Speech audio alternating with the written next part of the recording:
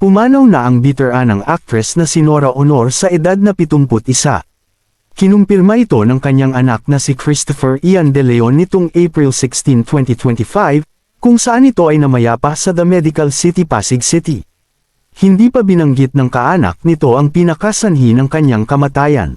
Ang actress ay tinaguriang nag-iisang superstar ng Philippine entertainment industry, at ginawaran siya bilang National Artist for Film and Broadcast Arts. Siya rin ang tinaguriang kauna-unahang actress na kayumanggi. Maraming awards na nakamit nito sa mga pelikula niya, gaya sa 19th Cairo International Film Festival noong 1995 sa pelikulang The Floor Contemplation Story. Don't touch! Just the ball! Just the ball! Mang, sit down. Please. I just prayed. Hold them. Sit down. Please. Mga anak. Habang ang pelikula niyang Ang Himala, noong 1982 ay tinagurian bilang CNN APSA Viewers' Choice Award ng Best Asia Pacific Film of All Time sa taong 2008. Well, the nominees for the 6th Annual APSA for Best Performance by an Actress are... Revered and respected with over 170 screen credits, Nora Honor is considered the screen queen of the Philippines and is nominated for her role in Thy Womb. In the film, Honor portrays a barren Bajau midwife searching for a suitable woman who can bear a child for her husband.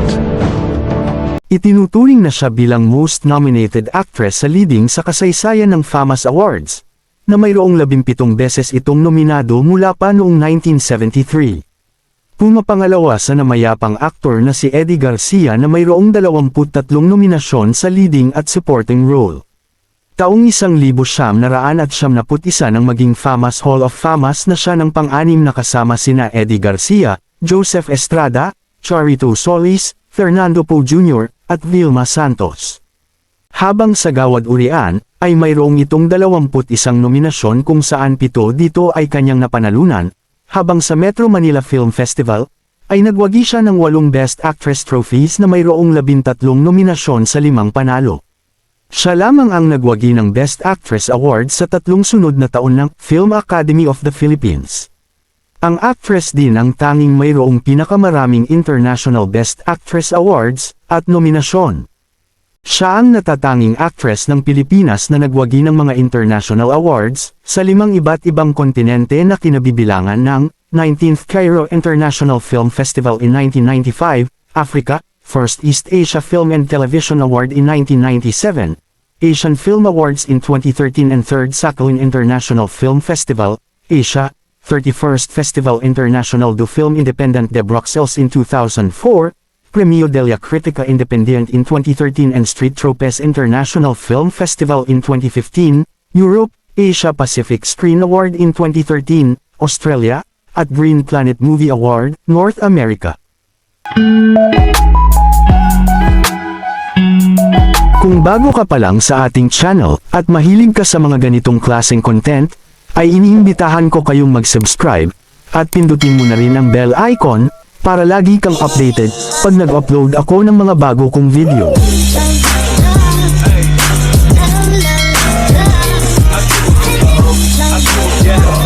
Honor na karaniwang tinatawag bilang Ate Guy, ay isang kinikilalang Filipina actress, recording artist, at film producer. Si Honor ay lumabas na rin sa ilang mga stage play, palabas sa telebisyon, at konsyerto. Siya ay kilala bilang Philippine cinema superstar. Si Nora Honor ay ipinanganak bilang Nora Cabaltera Villamayor sa baryo San Francisco, Iriga City, Camarines Sur Province kina Antonia Cabaltera at Eustacio Villamayor. Siya ay may 9 na kapatid, kabilang si Eddie Villamayor, isang dating artista. Bago ang kanyang katanyagan, nabuhay siya sa isang kahirapan sa pagkabata at nagtitinda ng mani sa mga bus at malamig na tubig sa harap ng Bicol Express train station upang mabuhay. Nag-aral si Honor sa Mabini Memorial College, 1959 hanggang 1960, noong siya ay nasa unang baitang at lumipat sa Nichols Air Base Elementary School, 1960 hanggang 1962, nang siya ay umabot sa ikalawang baitang. Nagtapos siya ng high school sa Jean Rosa de Leon Memorial College sa Parañaque, isang sangay ng Centro Escolar University. Naging kampiyon siya sa The Regold Jamboree Radio Singing Contest, sa pag-awit ng kantang You and the Night and the Music. Pagkatapos nito, nanalo siya sa isa pang radio singing contest, The Liberty Big Show. Sumali siya sa pambansang paligsahan sa pag-awit, ang tawag ng tanghalan, at natalo sa kanyang unang pagsubok, ngunit naging kampyon sa kanyang pangalawang pagtatangka. The Grand National Finals of Tawag ng Tanghalan noong May 29, 1967, na inawit ang Moonlight Becomes You. Matapos manalo sa tawag ng tanghalan noong 1967, naging panauhin siya sa konsyerto ng Araneta Coliseum ni Timmy Euro, at naging panauhin din siya ni Miss Pilita Corrales sa An Evening with Pilita at Carmen on Camera hosted by Carmen Soriano. Noong 2 ng Oktubre, 1967, pumirma si Honor ng non-exclusive contract sa Sampaguita Pictures, na may katiyakang bibigyan siya ng bahagi ng pagkanta. Gumawa si Honor ng ilang pelikulang nakatuon sa kabataan tulad ng All Over the World at Way Out of the Country. Sa simula ng 1969, lumabas siya sa mga pelikula tulad ng 19ers, isang sikat na palabas sa TV noong panahong iyon, at Young Girl, kung saan ay nakasama niya sa unang pagkakataon si Tirso Cruz III. Ang Tower Records ay nagbigay kay Honor ng kanyang unang pagbibidahang papel kasama si Tirso Cruz III, ang The Musical Teenage Idols ng Tower Productions, sa direksyon ni Artemio Marquez, ay ipinalabas noong ika-23 ng Setyembre taong 1969. Ang Superstar, ang musical variety show ni Honor, ay nagsimulang ipalabas noong 1967, at kalaunan ay hahawak ng record bilang ang pinakamatagal na musical variety show sa Philippine Primetime TV. Nagpatuloy si Honor sa paggawa ng mga teeny bopper na pelikula kasama si Tirso Cruz III. Kilala sila bilang Guy at Peep sa kanilang mga tagahanga. Ang kanilang pinakamalaking pelikula, ang Guy at Peep, ay nanatili sa mga sinehan sa loob ng 6 na buwan, nagkaroon ng hindi pa naganap na record-breaking box office gross, at napanood ng mahigit 4 na milyong Pilipino. Na-adjust para sa ticket price inflation, ang 8 million pesos gross ni Guy at Peep noong 1971 ay katumbas ng 560 million pesos sa average na presyo ng ticket noong 2009. Natanggap niya ang kanyang unang Best Actress Award noong 1972 para sa kanyang pelikulang And God Smiled at Me mula sa Quezon City Film Festival.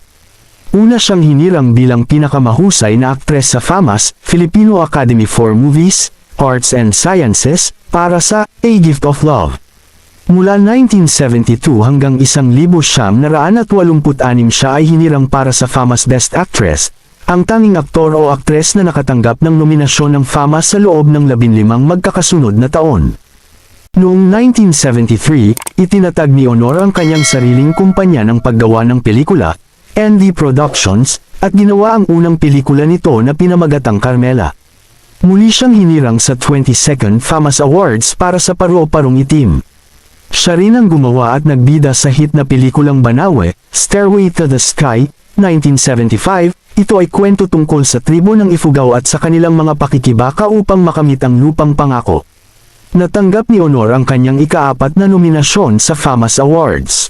Ang kanyang co-star na si Christopher De Leon ay naging asawa niya at ang ama ng kanyang nag-iisang anak na lalaki, si Ian Christopher De Leon. Nagpatuloy si Honor sa pagbibida at paggawa ng mga dekalidad na pelikula tulad ng 3 Taong Walang Diyos. Ginampanan niya ang papel ng isang guro sa paaralan, na nagngangalang Rosario, na nakaranas ng mga kalupitan ng World War II. Ang kanyang galing sa pag-arte ay nanalo ng kanyang kauna-unahang Best Actress Award mula sa Gawad Urian Award and her first Best Actress Award from FAMAS. Ang 3 Taong Walang Diyos ay itinuring na ng mga kritiko at manunood bilang isa sa pinakamahusay na pelikulang Pilipino na nagawa kailanman.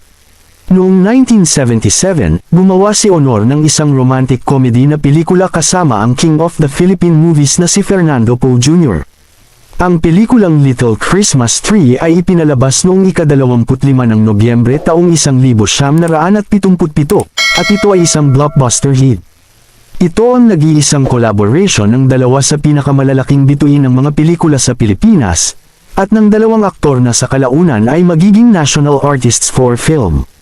Noong ika-25 ng Desyembre taong 1977, ang kanyang pelikulang, Bakya Mo Neneng, ay ang opisyal na entry ng JE Productions sa 1977 Metro Manila Film Festival. Siya ay ipinares sa aktor ng pelikula na kalaunan ay naging presidente ng Pilipinas na si Joseph Estrada. Ang kanyang pelikulang Atsay ay isang opisyal na entry sa 1978 Metro Manila Film Festival. Isa ito sa 2 best entries ng film festival kasama si Rubia Servio sa direksyon ni Lino Broca. Si Atsay ang nag-iisang pelikulang nanalong Best Performer sa kasaysayan ng Metro Manila Film Festival. Noong taong iyon, nagpa siya ang mga organizer na magbigay lamang ng isang citation para sa mga performer. Noong 1980s ang kanyang unang pelikula, ay Nakaw na Pag-ibig kasama sina Hilda Coronel at Philip Salvador. At ginawa nila ang Kastilyong Buhangin kasama si Senator Lito Lapid as her screen leading man. Ang pelikula ay naging isang monster hit. Taong 1982 kung saan ginampanan ni Honor ang papel ng isang dalaga na nagsasabing nakita niya ang Birheng Maria sa pelikulang Himala. Ang pelikula ay nanalo ng Best Picture, Best Actress for Honor, Best Director for Ishmael Bernal, at 6 na iba pang parangal sa 1982 Metro Manila Film Festival. Ang pelikula ay naging kauna-unahang pelikulang Pilipino na napabilang sa competition section ng prestihiyosong Berlin International Film Festival at nakatanggap ng maraming internasyonal na parangal tulad ng Bronze Hugo Awards, 19th Chicago Film Festival 1,983 winner, Asia Pacific Film Festival Special Achievement para sa Best Depiction of Socially Involved Religion, 1983, at Best Asian Pacific Movie of All Time, CNN APSA Viewers' Choice Award, 2008. Noong 1994, nakatanggap si Honor ng Lifetime Achievement Award mula sa Film Academy of the Philippines. Siya ang pinakabatang nakatanggap ng espesyal na parangal na ito. Noong 1995, gumanap si Honor sa panibagong matagumpay sa takilyang biographical na pelikulang, The Floor Contemplation Story, tungkol sa Filipino domestic worker na si Floor Contemplation na binitay sa Singapore dahil sa umano'y pagpatay sa kapwa niya kasambahay. Ang kanyang pagganap sa The Floor Contemplation Story ay nakakuha ng kanyang unang internasyonal na pinakamahusay na aktres na mga parangal mula sa Cairo International Film Festival. Nakapag-release si Honor ng mahigit 360 singles at nakapagtala ng mahigit 200 kanta at mahigit 50 albums. Siya ay nakakuha ng higit sa 30 gintong singles at may tinatayang kabuoang benta na 1 milyong unit. Ang cover ni Nora ng Pearly Shells, 1971, ay isa sa pinakamabentang singles sa Pilipinas. Dahil sa isang botched cosmetic surgery sa Japan noong 2010 habang ini-endorso ang isang cosmetic surgery clinic na nakabase sa Shinaigawa at Makati, nasira ang kanyang vocal cords at hindi na siya nakakanta dahil sa paralysis ng kanyang kaliwang vocal cords. Maraming salamat sa muling panunood, hanggang sa dulo ng aking video. At huwag kalilimutang mag-subscribe, at pindutin mo na din ang notification bell, para lagi kang updated pag nag-upload ako ng mga bago kong video. Thank you for watching.